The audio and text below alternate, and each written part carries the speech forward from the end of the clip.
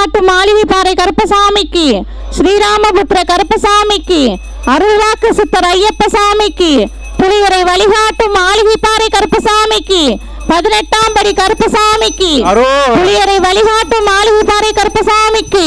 எல்லாம் வல்ல இறைவனின் திருவருளை நோக்கி அருள்மிகு வழிகாட்டு மாளிகைப்பாறை கருப்பசாமி திருக்கோவிலுக்கு நிம்மதியை தேடி வந்திருக்கின்ற இந்த நல்ல நெஞ்சங்களுக்கும், அலைவுற்று அமைதியில்லாமல் அகிலமெல்லாம் துடித்து நம்முடைய கோவிலின் அருள் நிறை காட்சிகளை உள்ளமாற பார்த்து உள்ளிணைவோடு தியானித்து கொண்டு தன்னுடைய எண்ணங்கள் நிறைவேற வேண்டும் என்று பிரார்த்தனை செய்து கொண்டிருக்கிற இந்த உலக வாழ் மக்களுக்கும், உங்கள் அனைவருடைய எண்ணங்களெல்லாம் நிறைவேறி இந்த பூவுலக வாழ்வை நீங்கள் புனிதமாக அனுபவிக்க வேண்டும் என்று சொல்லி உங்களுக்காக என்னாலும் நான் பிரார்த்தனை செய்து கொள்கிறேன். மனிதன் எப்பொழுதுமே தேடி அலைபவன் தான். ஒரு உள்ளம் பொருளை தேடுகிறது, இன்னொரு உள்ளம் அமைதியை தேடுகிறது, இன்னொரு உள்ளம் நிம்மதியை தேடுகிறது, சிலர் உள்ளம் ஞானத்தை தேடுகிறது. ஆக இந்த உலக வாழ்வே ஒரு தேடல் தான். இந்த தேடல் என்று நினைக்கின்ற பொழுதெல்லாம் நம்முடைய உள்ளத்துக்குள் விதவிதமான சிந்தனைகளும், விதவிதமான எண்ணங்களும், விதவிதமான ஆசைகளும், விபரீத ஆசைகளும் மனிதனுடைய உள்ளத்துக்களே தோன்றி மரபு அணுக்கள் மூலமாக நம்மளை இயக்கி கொண்டிருக்கின்றன. இது மிகவும் சிந்திக்க வேண்டிய ஒரு பெரிய விஷயம்தான். ஒரு பொருளின் மீது ஒருவன் பற்று வைக்கிறான், அதே பொருளை மற்றொருவனோ வெறுப்புற்று இருக்கிறான். 10 பேர்கள் வெறுப்புற்று இருப்பதை 10,000 பேர்கள் விருப்பம் கொண்டு இருக்கிறான். ஆனால் பொருள் ஒன்றுதான். ஆனால் விருப்பும் வெறுப்பும் மட்டும் வெவ்வேறு விதமாக இருக்கிறது. இதற்கெல்லாம் என்ன காரணம்? அது காலம் அல்ல, அதற்கு காரணம் காலங்கள் அல்ல, மனிதனுடைய மரபு அணுக்கள், மனிதன் வாழ்ந்து வந்த பழக்க வழக்கத்தினுடைய பதிவுகள் தான் அதற்கு காரணம். என்னுடைய முப்பாட்டன் பூசாரியாகவும் தெய்வீக ஞான வித்தகர்களாகவும் 10 தலைமுறைகளுக்கு முன்னால் தெய்வ தொண்டு செய்யக்கூடியவர்களாகவும் இருந்ததனால் இன்று நாம் இந்த பீடத்திலிருந்து இதே தெய்வீக தொண்டுகளையே செய்து கொண்டிருக்கிறோம். குறிப்பிட்ட காலங்களில் இசை காலங்களை நோக்கிய காரணத்தினால் முன்னோர்களில் சில பேர்கள் இசை தொழிலையும் மேற்கொண்டிருக்கிறார்கள். இதெல்லாம் எங்கிருந்து வந்தது? நம்முடைய மரபு அணுக்களிலிருந்து வந்தது. அப்படி என்றால் ஆதியில் இந்த மரபு அணுக்கள் இருந்ததா என்பதை தேடுகிற பொழுதுதான் நமக்கு ஞானமே கிடைக்கிறது. எப்படி கிடைத்தது அந்த ஞானம்? காட்டுக்கு ஒரு மனிதன் எதையோ ஒன்றை தேடிச் செல்கிறான், ஒரு பொருளை தேடிச் செல்கிறான். ஒரு பொருளை அவன் தேடிச் சொல்வது அவனுடைய லட்சியமாக இருக்குது. லட்சியம் அவனுடைய மரபு அணு என்று நாம் ஏற்றுக்கொண்டாலும், ஆனால் அவன் போகிற வழியிலே சந்திக்கும் பொழுது ஒரு சில நல்ல பொருள்களே கிடைக்கிறது. அந்த கிடைத்த பொருள் மருத்துவத்துக்குரிய பொருளாக மலர்கிறது. அது அவனுடைய இதயத்தால் ஏற்கப்படுகிறது. அதை பயன்படுத்துகிற பொழுது அவன் பலனடைகிறான். ஆக அவன் லட்சியத்தில் கண்ட பொருளை காணுவதற்கு இன்னும் அவன் போகவே இல்லை. ஆனால் இடையில் சந்தித்த பொருளிலே அவன் இதயத்தை பறிகொடுக்கிறான். அந்த பொருள் மருத்துவமாக மாறுகிறது, பலனடைகிறான். ஆனால் அவனுக்கு அடுத்து பிறக்கிற பிள்ளைகளோ இவன் புதுமையாக எடுத்துக்கொண்ட அந்த மருத்துவ பொருளை மரபணுக்களில் பதிவாகி அவன் அந்த மருத்துவத்தை செய்து வருகிறான். இப்படி ஒவ்வொரு மனிதனும் தன்னுடைய வாழ்க்கையின் பாதையில் தேடிச் செல்கின்ற பொழுது கிடைக்கின்ற ஒவ்வொரு விஷயங்களையும் தன் மனதால் ஏற்கத்தான் அவனுடைய உள்மனதிலும் அவனுடைய ஆன்மாவிலும் அது பதிவாகி அடுத்து தன்னுடைய ஜெனரேஷன் பிறக்கிற பொழுது அது அவனுக்கு மனவகையாராக மாறி வாழ்வாக மலர்கிறது. அப்படி என்றால் தேடக்கூடிய பொருள் தெளிவானதாகவும் தெய்வீகமானதாகவும் இருந்தால் மனிதன் உயர்வுக்கு பஞ்சம் உண்டுமா? கிடையாது. ஆனால் தேடுவதே நம்முடைய மூதாதையினுடைய மரபணுவில் பதிவானது தான் என்று நாம் நினைத்து விட்டால் தேடுவதை நிறுத்தி விடுவோம். ஆனால் ஒன்றை தேடுகின்ற பொழுது 1000 சந்திப்புகளும் 1000 பொருள்களை சந்திப்பதிலும் தான் மனிதன் தன் மனதிற்கு ஏற்கிற நிலைகளை அவன் பெற்றுக்கொள்கிறான். ஆக மனம் பெற்றதையே மரபணுக்களாக மலர்ச்சி அடைய வைக்கிறது. இந்த நிலைகளை நம்ம பார்க்கிற பொழுது ஒருத்தர் நிம்மதியை தேடுகிறான். நிம்மதி எந்த சந்தை கடையிலையுமா கிடைக்கி? எந்த சந்தையிலையும் கிடைக்குமா? இல்லை எந்த பேர் அங்காடியிலும் கிடைக்குமா? இல்லை சூப்பர் மார்க்கெட்டில் கிடைக்குமா? கிடைக்காது. இந்த மனிதன் ஒரு நிம்மதியை தேடுகிற பொழுது, ஒரு பொருளை தேடுகிற பொழுது எல்லாமே எங்கே தேடுகிறான்? தன்னை விட்டு வெளியே தான் தேடுகிறான். நிம்மதியை கூட யார் மூலமாகவாது நிம்மதி கிடைக்குமா அப்படி என்று தேடுகிறான். யார் மூலமாகவாது அமைதி கிடைக்குமா என்று அவன் தேடுகிறான். யார் மூலமாகவாது நமக்கு ஒரு பதில் கிடைக்குமா என்று அவன் தேடுகிறான். ஆனால் இவன் தேடல் அனைத்துக்குமே விடை கிடைக்க இடம் மற்றும் ஒரே இடம்தான்.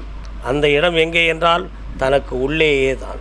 பகவத்கீதையின் சாராம்சத்திலே சொல்லுவார்.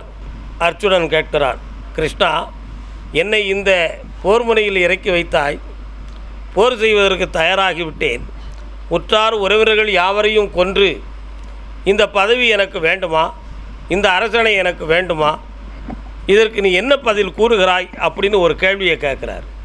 அந்த கேள்விக்கு கிருஷ்ணர் முதல்ல சொன்ன பதில் என்னென்னு சொன்னால், அர்ச்சுனா, இந்த கேள்வியை நீயா கேட்கிறாயா அல்லது யாரும் உனக்கு சொல்லிக் கொடுத்து கேட்கிறாயா அப்படின்னு கேட்டார். உடனே அர்ச்சுனன், நான் கேள்விக்கு பதிலை கேட்டேன், நீ கேள்விக்கு கேள்வியே கேட்கிறாயே கிருஷ்ணன்னா, நான் கேட்கின்ற கேள்விக்குள் உன்னுடைய பதிலே அடங்கியிருக்கிறதுன்னு சொன்னார் அவர். அப்படி என்றால் யாரும் சொல்லிக் கொடுத்து உன்னிடம் கேட்கவில்லை, என் உள்ளத்தில் தோன்றியது நான் உன்னிடம் கேட்கிறேன் கிருஷ்ணான்னு கேட்டான். அதுக்கு கிருஷ்ணர் அருமையான பதிலை சொன்னார். எங்கிருந்து உனக்கு கேள்வி புறப்பட்டதோ அங்கேயே உனக்கு விடையும் புறப்பட்டுவிடும்.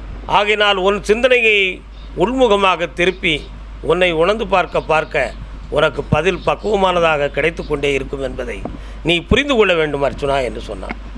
உடனே அர்ச்சுனர் கிருஷ்ணருடைய பாதத்தை தொட்டு வணங்கினார்.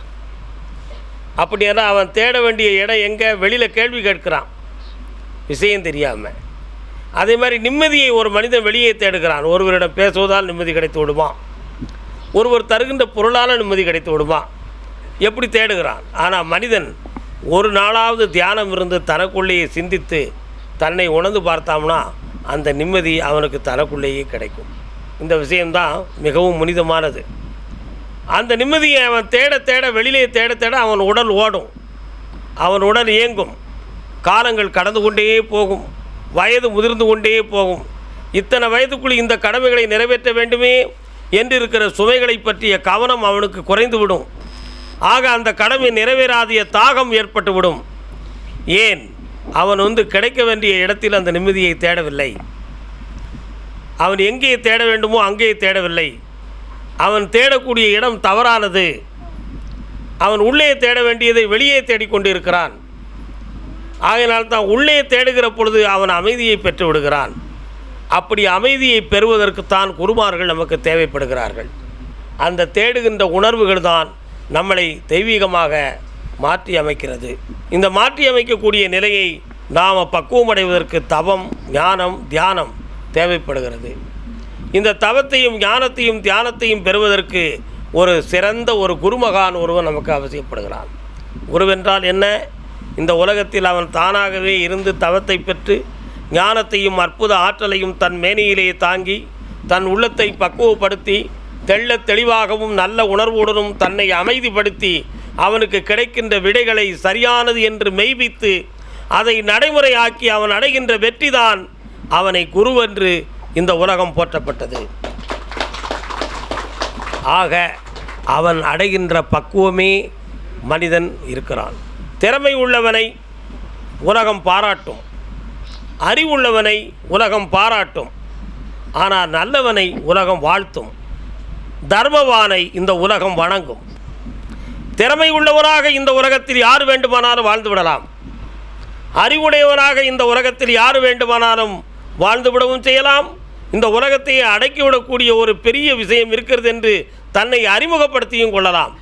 ஆனால் நல்லவனாகவோ அல்லது தர்மவானாகவோ வாழ்வது மட்டும்தான் இந்த உலகத்தில் கடினமானது என்பதை புரிந்து கொள்ள வேண்டும். ஆனால் நம்ம பக்தர்கள் எல்லோருமே நல்லவர்களாக இருக்க வேண்டும், தர்மவான்களாக இருக்க வேண்டும். நல்லவன் எப்படி நல்லவன்? பிறருக்கு தீங்கு எண்ணாத உள்ளம் உடையவன் நல்லவன். தான் வாழ்வதற்காக ஒருவனை கெடுத்து வாழ வேண்டும் என்று நினைக்காதவன் நல்லவன். பிறருடைய முகத்தின் வாடலை கண்டு அவனுக்கு கொடுத்து உதவுகின்ற குணம் உடையவன் தர்மவான்.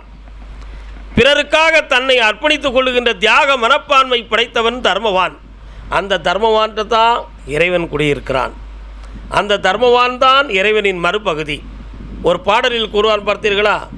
கருணை பொங்கும் உள்ளம் அது கடவுள் வாழும் இல்லம், கருணை மறந்தே வாழ்கின்றார், கடவுளை தேடி அலைகின்றார். கடவுள் எங்கே இருக்கிறார்? தர்ம நிறைந்த உள்ளத்தில் அவன் தவமாக இருக்கிறான்.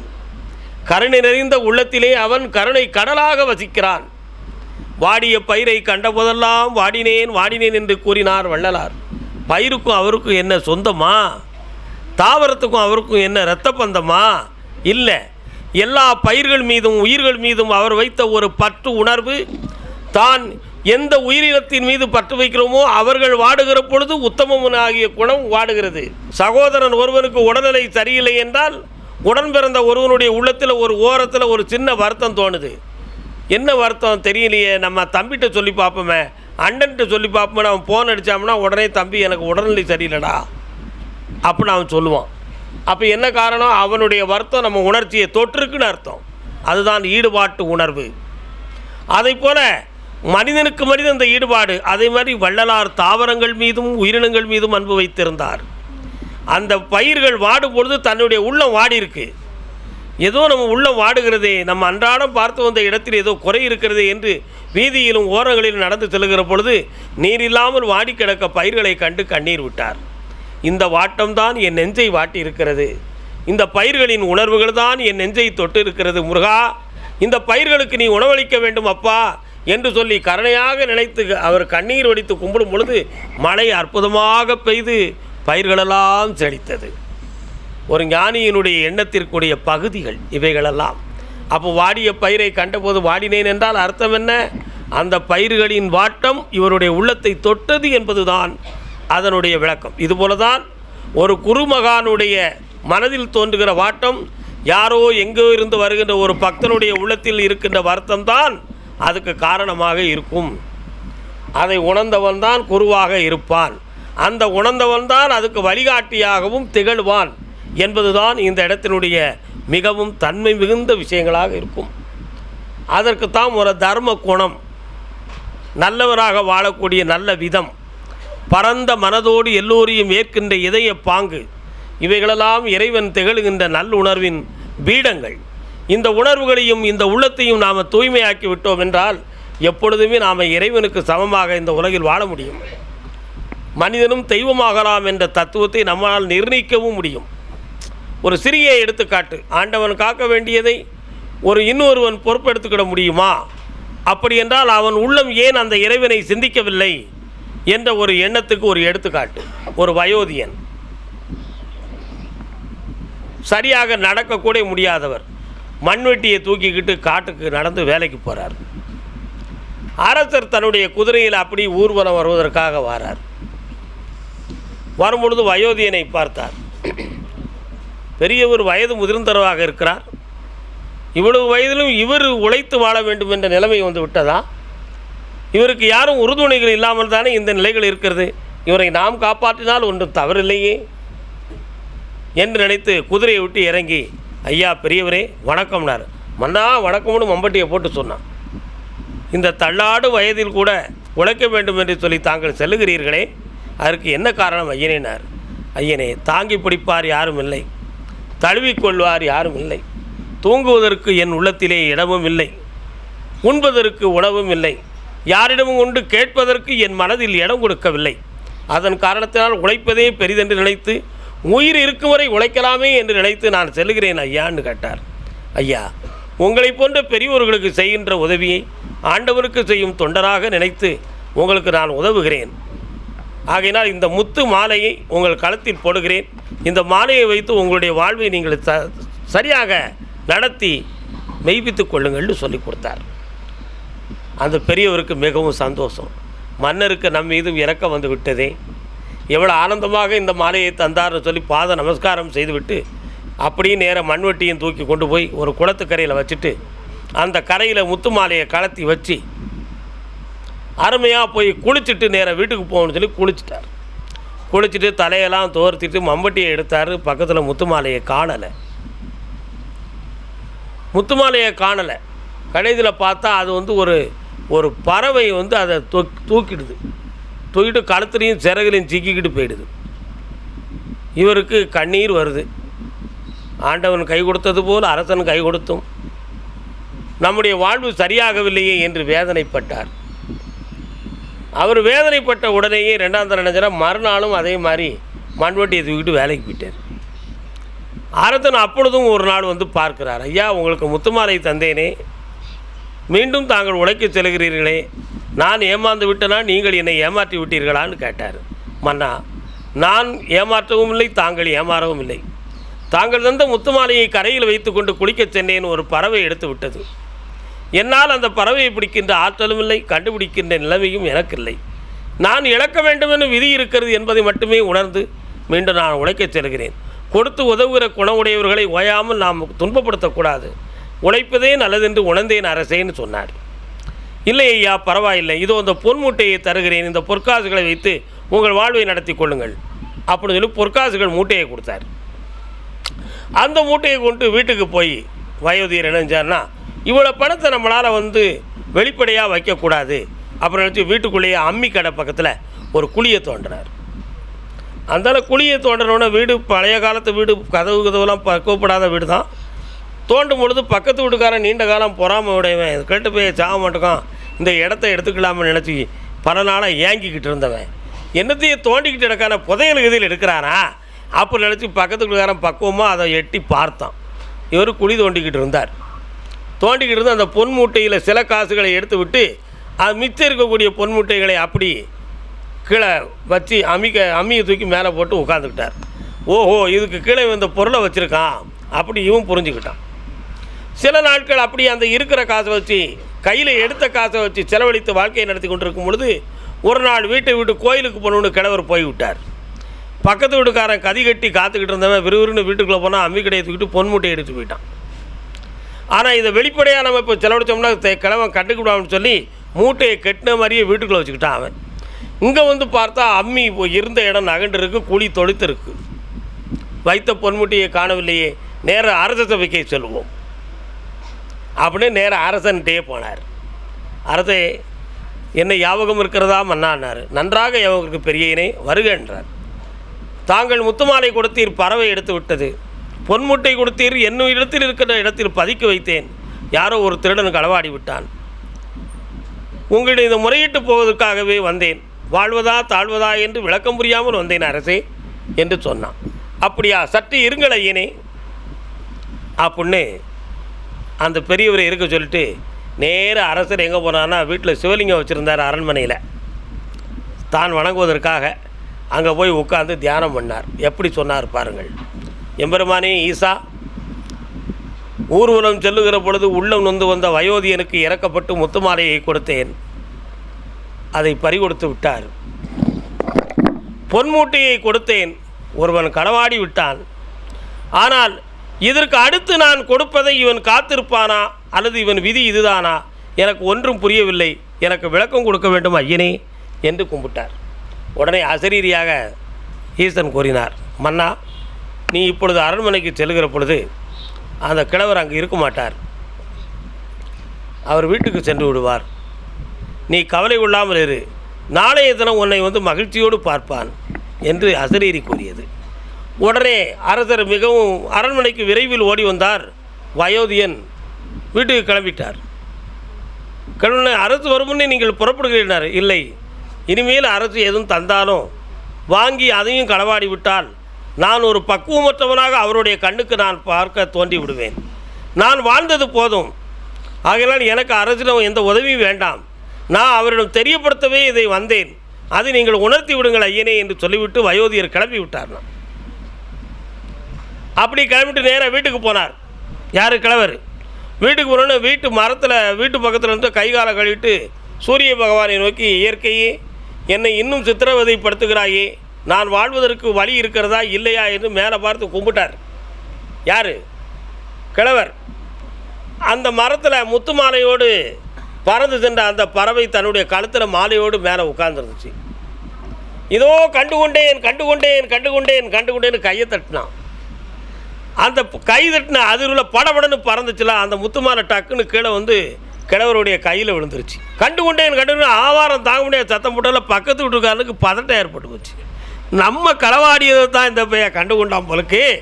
அவன் இங்கிட்ட திரும்ப முன்னே மூட்டையை தூக்கி உள்ளே போட்டுருவோம்னு சொல்லி பார்த்தா பொன் மூட்டையை தூக்கி வீட்டுக்குள்ளே தூக்கி எறிஞ்சிட்டான். அவன் இங்கே பார்த்தா கிடைத்து விட்டது ரெண்டையும் கொண்டு அரசுக்கிட்ட போனான். மகிழ்ச்சியோட அரசர் பார்த்தார். உன் மூலமாக நான் ஒரு பெரிய பாடம் படித்து விட்டேன் அப்படின்னு கிழவர்கிட்ட அரசர் சொன்னார். என்ன அரசேன்னு கேட்டான். பகவான் காக்க வேண்டிய ஒருவனை மனிதனாக நான் காத்து விடலாம் என்று ஆணவம் கொண்டதற்கு எனக்கு நல்ல திருப்பம் கிடைத்ததுன்னு சொன்னார் அவர். அப்போ அந்த கிழவர் சொன்னார், ஆண்டவனே நீங்கள் மட்டும் இந்த பொருள்களை கொடுக்காமல் இருந்தால் நான் இறைவனிடம் மெய்ப்பித்து நான் மனமுருகி கும்பிட்டுருக்கவும் மாட்டேன், எனக்கு இந்த வெற்றி கிடைத்திருக்கவும் செய்யாது. ஆக என் உள்ளத்துக்குள் நான் இறைவனை மறந்து நான் ஆண்டவனிடம் கேட்க வேண்டியதையெல்லாம் மறந்துவிட்டு நம்ம இப்படி வாழ்ந்துக்கிட்டு இருக்கோம் இந்த சோதனையும் வேதனையும் மட்டுமே என் உள்ளத்தில் நினச்சிக்கிட்டு இருந்தேன், பிரார்த்தனை செய்ய நான் மறந்துட்டேன்.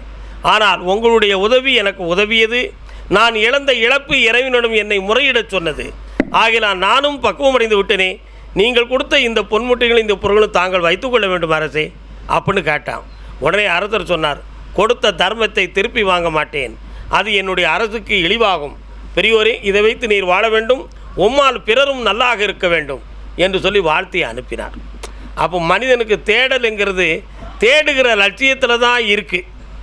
அவன் தேடுவதும் அதுக்காக நாடுவதும் அவன் உள்ளத்தை பக்குவப்படுத்துவதிலும் தான் அவனுடைய வெற்றி என்பது அமைந்திருக்கு என்பது தான் இதனுடைய விளக்கம். அதனால் மனிதன் எல்லாருமே மனசை பக்குவப்படுத்தி தனக்குள்ளேயே இறைவனை தேடுங்க, நிம்மதியவும் தேடுங்க, தனக்குள்ளேயே தியானம் வைங்க, உங்கள் மனதை தூய்மையாக்குங்க, எல்லாரும் நல்லா இருக்கிறதுக்கு வழி கிடைக்கும். மாசிலா மனமே ஈசன் கோயில் என்று உறுதியாக கூறி தெளிவுபட வாழ்வோம். வாழ்க. வணக்கம். புளியரை வழிகாட்டும் மாளிகைப்பாறை கருப்பசாமிக்கு, புளியரை வழிகாட்டும் மாளிகைப்பாறை கருப்பசாமிக்கு, ஸ்ரீராமபுத்திர கருப்பசாமிக்கு, அருள்வாக்கு சித்தர் ஐயப்பசாமிக்கு. மாளிகைப்பாறை கருப்பசாமி, மயில்வாகரத்தில் வந்த முருகா வேலவா, என் குருநாதரே பாண்டி சித்தரே, என்னோடு தவழுகின்ற மகா முனிவர்களே, சித்தர்களே, யோகிகளே, கருப்பசாமி உன்னை எங்கிருந்து நினைத்தாலும் எப்பொழுது அழைத்தாலும் அடியேனுக்கு காட்சி தந்து அருள் கொடுத்து வாக்கு கொடுப்பதாக சத்தியம் கொடுத்த என் அன்பு தெய்வமே, அழைக்கின்ற பொழுதெல்லாம் 21 கூட்டுறவு 61 பந்திக்காரர்களும் சேனை வகுத்து தானை சூழ்ந்து தொண்டு செய்வேன் என்று சத்தியமானால் வந்திறங்கி நல்வாக்கு கொடுக்கணும். ஐயனே, சொன்னபடி நடக்கும்படி கட்டளையிட்டு கூப்பிடணும். பட்டினத்தார் திருவடிகளுக்கு 1000 கோடி வாழ்த்துக்களும் நன்றி. உங்கள் வியாபாரத்தை இன்னும் மேம்படுத்த விளம்பர வண்டி தேவைக்கு எங்களிடம் அணுகவும். 9443554244.